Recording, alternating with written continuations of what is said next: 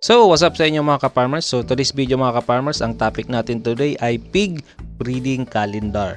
So, sa lahat po na may mga alagang inahin dyan, ito na yung chance nyo para magkaroon tayo ng calculation ng ating calendar kapag tayo ay nagbe-breeding sa ating inahin after natin silang mabulugan or ma-AI. So, kung kailan ba sila manganganak, ito na po yon hinihintay nyo, ang pig breeding calendar. Based po dito sa aking research, bibigay ko po sa inyo at ibabahagi yung mga date kung kailan sila manganganak base sa inyong AI date. So bago yan mga ka-farmers, intro muna.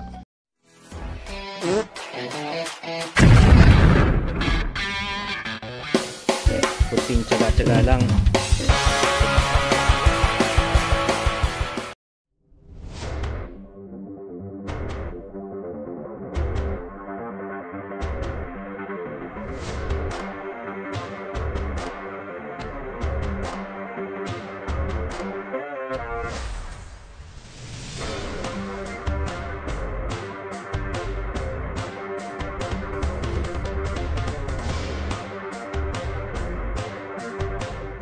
Bago po ako magsimula mga ka-farmers, promote ko muna po ang Absolove International Corporation.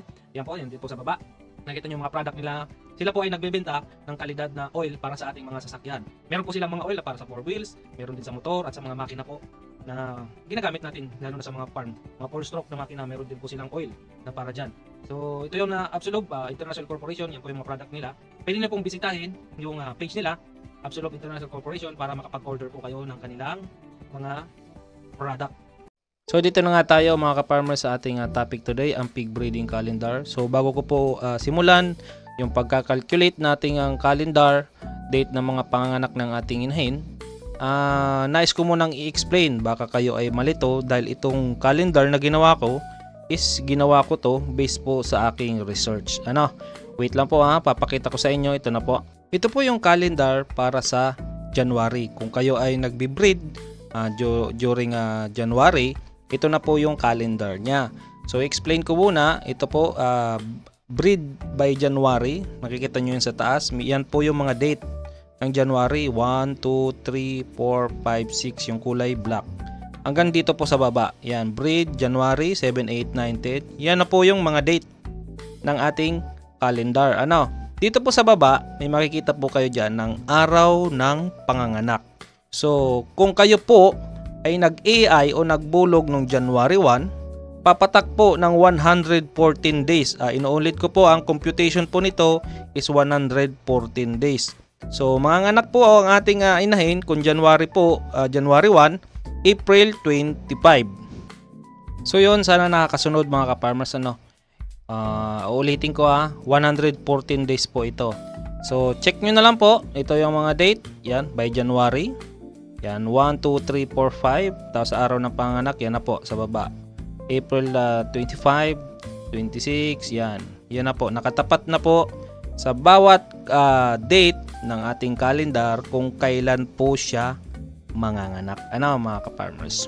Kaya, hindi na po kayo mahihirapan. So ito po is for the month of January. Tignan nyo na lang po kung kailan manganganak ang ating mga inahin.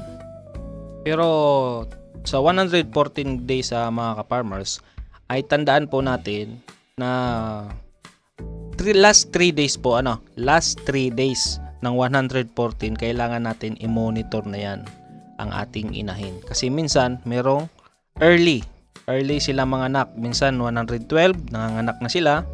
So base po dito sa calendar natin, ito po yung 114 computation. Kaya, i-mark nyo na po. Pwede nyo pong screenshot itong papakita ko sa inyo kasi tuloy-tuloy na po to. Hindi na po ko mag-i-explain. In-explain ko na kung paano tumatakbo yung calendar na to. In-explain ko na po. Sunod-sunod na po yan. Kaya i-ready nyo na mga ka-farmers from January to December po ang ating calendar. So, pwede nyo pong i-screenshot yan.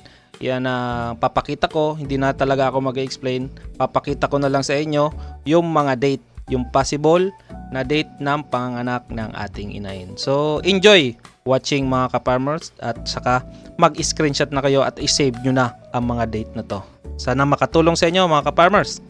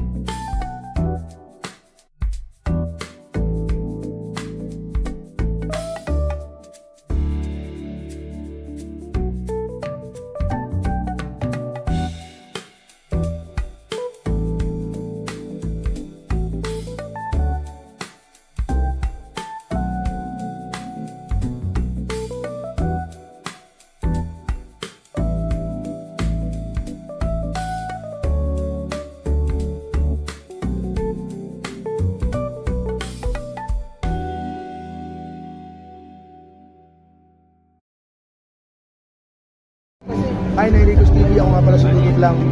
Like, comment, share, and subscribe kay Nairicos TV. Yay! Nairicos TV. Shoutout sa'yo. Like, comment, and subscribe. Power!